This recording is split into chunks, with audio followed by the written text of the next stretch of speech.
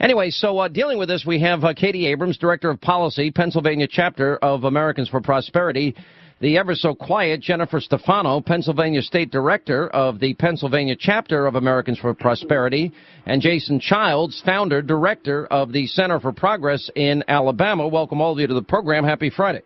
Well, thanks so much for having us on. Jason, let me start with you. Ann Romney, let's see, she's raised 5 kids. By the way, I've met them all. They're all great kids. She's raised her family, all the hard work she's put in as a mother, all the work she's done as the First Lady of Massachusetts, a woman that has battled cancer and MS, has never worked a day in her life. Why is there this liberal war on women? Well, let me just explain that. First of all, when you have a household staff of 5 with a maid... Whoa. You asked the question, why is there a war on women? Why does the left have a problem with working with mothers? Yeah, that was the question. She's not working. She's not working. Okay, number one, are you saying women that stay home don't work? Is that what you're saying? I've been home with my children for 9 years, and you're saying she doesn't work. Have you been up 24 hours with your children as they're vomiting and they're sick? Have you been with your children when you're trying to get them to learn how to walk or learn how to speak? Let me ask you something, Jason. What were you raised by? Hold up. Yes. We're going to go one at a time. You're saying that Ann Romney... Wait, stop. You agree with that statement, then, and this is a yes or no question. You're saying that Ann Romney never worked a day in her life. Never been employed, and that's what was meant by the statement. Excuse me. So you're telling me the only people that have worth and value, then, are the people that earn a paycheck. In other words, they have to earn money. So at the same time you're slamming Mitt Romney for going out and earning a paycheck, you're turning around and going after a woman suffering from multiple sclerosis, cancer, who raised 5 kids, and you're slamming her for not earning it. So which part of the hypocrisy do you really believe? First of all, you're saying it's a slam to tell someone they've never been employed. How dare you suggest that women who don't earn an income don't work? They're are you not going to attack poor women because their income's not high enough? Are you going to sit there and be the arbiter of who does and who doesn't worthy of getting the work label? Really, Jason? Is this what the Democrats are about? Absolutely. If you have not had a job, you have never held a job. You're the one that says there's something wrong with that. Why do you stop for a second? Wait. You know, Katie brought up a good point. Have you ever been up late into the night with a sick child? For example, I remember the croup days with my younger kids and taking them to the hospital all night. Absolutely. Wait. And have you ever? Do you know what it's like when you have to get up and feed an infant every 2 or 3 hours, or a crying infant all night, or what it's like when you have 5 children and you got to get them off to school and you got to get them dressed and you got to get their lunches made and then you got to pick them up and then you got to take them to their activities and help them with their homework and feed them at night and make sure they get to bed, make sure they stop fighting. You're going to say that is not by definition work. Well, no, Sean, when I do that, I have a 10-year-old with type 1 diabetes. I didn't ask you that. Listen to me. I asked you, are you going to sit here on this program and double down on stupidity and say that that is not work? When your household help does that, it's not work. It's fair work. Excuse me. Do you don't get to decide for women who they do and do not have help them. You have one question to answer, which is, are you going to continue to attack women and mothers in this sexist manner? Because if you do, you are supporting the entire Sean, this is a perfect example of Democrats. Fraudulent hypocrisy, time and time again. They spit on women who make choices to be with their families. You spit on us. Go ahead, do it. You're the one that keeps saying that there's something negative about the fact that she's never held a job. We're just saying what are you talking about? I'm talking about clocking in, being at a job, having to ask for days off, worrying about paying your power bill, because you know not knowing how you're going to pay for your school lunches. I'm talking about real women who work and struggle. All right, well, slow down one at a time, Jennifer. Thank you. So women who stay home with their kids aren't real women. So just find me a real woman, could you? Because I'd like to know what that means. What's a real woman, Jason? Since clearly at the head of your think tank you think through these very difficult subject matters that we dumb housewives can't do. Tell me, what's a real woman? I'll tell you what a real worker is, and it's a person who gets up every day. You said woman. So answer what you said. Stick to your words. What's a real woman? I want to hear it. I'm sure my colleague Katie, who's a stay-at-home mother, wants to hear it. My wife, Michelle, is a real woman. She has a daughter with diabetes, a 15-year-old daughter that's learning to drive. She works an hour away from her house. All right, now stop for a second. Now stop. I got a question. So are you saying that Ann Romney's not a real woman? No, I'm saying she's never held a real job. But you did use the term real woman. I did, and I also said real job and real employment. So she's not a real woman in your view. So a woman that stays home with her child, you're diminishing. Do you know how insulting you are? Do you know how rude and condescending you are towards people that? You are purposely being deceitful. No, I'm not purposely being deceitful. All right, Katie, go ahead. All right, Katie Abrams' turn. Let's go forward with this line of thought, okay? So if we listen to Hillary Rosen's remarks that Ann Romney can't comment on the economy because she's never worked a day in her life, well, then let's put that to Barack Obama, who can't comment about job creation because he's never created a job. High five to Katie Abrams on that one. I'll give a double high five on that one. Well, actually, he has created jobs in the last 8 consecutive months. Yeah, for the CEOs of Solyndra while he bankrupted the taxpayers. Right, like the CEOs of Solyndra, they became millionaires because of Barack Obama while he took money from taxpayers and working families, and we got put out of work. But I really need to know what a real woman is so I can become one, because, you know, liberal think tanks, they're so good at telling women what we care about. So can you tell me what a real woman is, Jason? I'd like to go back to your comment. Fascinating. I told you, a real working woman is a woman like my wife, Michelle, that gets 6 hours a night sleep, takes care of her kids, cleans her home, and doesn't live in a mansion with a household staff of 5.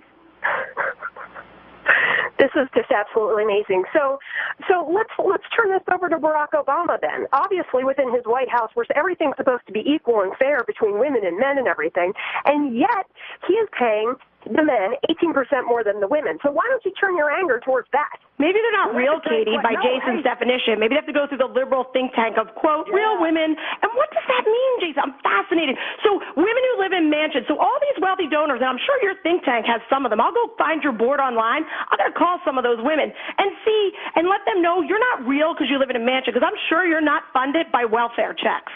Well, you keep saying that. I said real working women. The working No, is you said real woman. I know what you said. You're gonna. You can go rewind the show when it's over, and you can listen to yourself. It might be helpful to you to enlighten you. Down the street from where I grew up is the Goodyear plant, where men and women both work, and men have always been paid more for doing the same job as women. Lily Ledbetter. Okay, show me the data to support that. Where does that fact come from, other than your head? It comes from the Lily Ledbetter Fair Pay Act. Okay, that's a nonsense law. Tell me where you got the. So why don't we encourage the women from the White House who are getting paid less than the men? Why don't they follow suit against Obama and the White House? Because they're not getting paid the same amount. Let's see that happen. Can you spearhead that? They are getting paid equal pay for equal work. But they're getting paid 18% less. So let's figure this out. Well, they're not getting paid any less for the amount of work that's being done. This is established fact. We know this.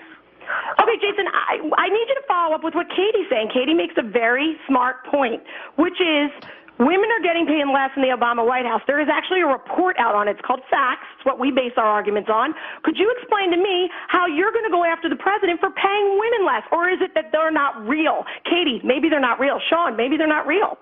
Well, the answer is that the president passed the Lily Ledbetter. Oh, nonsense. The president can pass 100 million laws. He still pays women less. So what is he, a sexist, a fraud, a hypocrite? What is it? Or is he all three? Well, Katie, what do you think?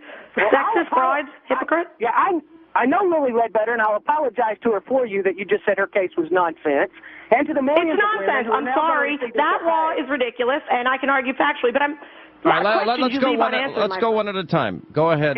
If the Republicans want to run Thurston Howell and his wife for the White House, that's fine. But don't expect us to believe that they have any clue what it means to be a working-class American. Okay, you know what it's like to be a working-class American? Every time I go to the grocery store and have to pay food, can't fill up my grocery cart, that's a war on women from the Obama administration as the food prices continue to skyrocket. Every time I go to the gas station and fill up my gas tank, that's a war on women by Barack Obama and his administration because I can't fill up my gas tank. If you want to help women in the United States of America, you work to lower the food costs, you work to lower the energy costs, and none of that is happening under Barack Obama. None of it. Created these inflationary prices that are hurting women. You do understand that the reason food prices has doubled by 30 to 40% is because of his dumb regulations on energy that are hurting American farmers. The reason gas taxes are up is because of dumb regulations and laws and shutting down the Keystone Pipeline. You want to know why it is so hard for people to get a job? Because of his horrific economic policies as he's rained down on the American public while he makes the CEOs of Solyndra rich off the backs of the working family of this country. Now tell me, Jason, what's a real woman? Because I know what this president's done to women in this country. I want to know what you mean by real women. Well, I've explained already that the economy is growing. Less and less people are having trouble finding work. We are looking at alternative forms of energy. This is really funny. 1 out of every 7 people you walk by is unemployed. There's many people who have fallen off the rolls who have stopped looking for work. They can't find it. Well, no, the facts just don't back you up on that. The economy is improving. Talk to my neighbors. Talk to all the people in my neighborhood who have lost their jobs. The facts do back this up. Yeah, I'm sorry. More and more people are finding jobs. No, you're wrong. This is going to be the first president in modern history that will have fewer people working than when he came in office. This is a president. Excuse me. This is a president whose policies that he passed with a Democratic House and Senate gave us $5 trillion in new debt, wasted stimulus money, and no jobs. This is a president that said he'd cut the deficit in half. This is a president that has given us more debt, record deficits, than any president in modern history, with no new net jobs at the end of 4 years. Now, those are just facts. Yeah, this is the president who inherited a mess and is fixing it. Blame Bush. It's been 3 years. As Barack Obama even said, if I can't fix this in 3 years, I will be a one-term president. One-term proposition. It's time for him to go packing. Yeah. All right. Well, and he has fixed it, and he will continue to fix it. Fixed it for his buddies at Solyndra? Fixed it for his crony capitalist friends? Yeah, he fixed it all right. He fixed the system and gamed it towards the people who give him money. So you're right. For once, Jason, you make an important point, and a correct one. The president did fix it in favor of his fat cap buddies who keep him rich. Let me ask you. Let me go back. All the rest of us down. Let me focus back on the original topic here. Let me go to Barack Obama in his own words, talking about how people should not attack his wife. He said this while he was a candidate. And, you know, it's amazing that, you know, he stands by silently, as Sarah Palin has called the C word, the T word. Her family's attacked. Her children are attacked by Bill Maher, his $1 million buddy. It's amazing how he stands by silently as his friend Spike Lee raises $1.6 million and then gives out what he thinks is George Zimmerman's address at a time when there's a bounty on George Zimmerman's head. It's amazing that the president said this back in 2008. The GOP, should I be the nominee, I think can say whatever they want to say about me, my track record. If they think that they're going to try to make Michelle an issue in this campaign, they should be careful, because that I find unacceptable. The notion that you start attacking my wife or my family, you know, Michelle is the most honest, the best person I know. She is one of the most caring people I know. She loves this country. And for them to try to distort or to play snippets of her remarks in ways that are unflattering to her, I think is just low class. And I think most of the American people would think that as well. Whoever is in charge of the Tennessee GOP needs to think long and hard about the kind of campaign that they want to run, and I think that's true for everybody, Democrat or Republican. But I also think these folks should lay off my way. You know, considering he said that in 2008, you know what? I actually think that what he should be saying now is what Hillary Rosen said was low class, that the campaign should lay off of Ann Romney. And here you are. Excuse me, let me finish. And here you are, a surrogate Democrat, doubling down on this stupidity and saying that Ann Romney is not a real woman, has never worked a day in her life, and you're doubling down on this. You know what it is? It's mean, it's condescending, it's rude, and it's, on top of everything else, it's inaccurate, it's false, and it's not true. But if you want to run on stupidity, go ahead.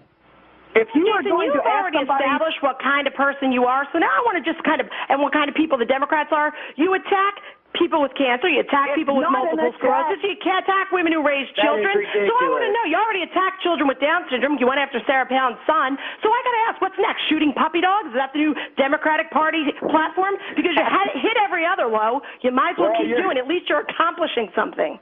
Well, that's reprehensible. If I were going to ask advice for someone about flying a plane, I would ask someone who has flown a plane before.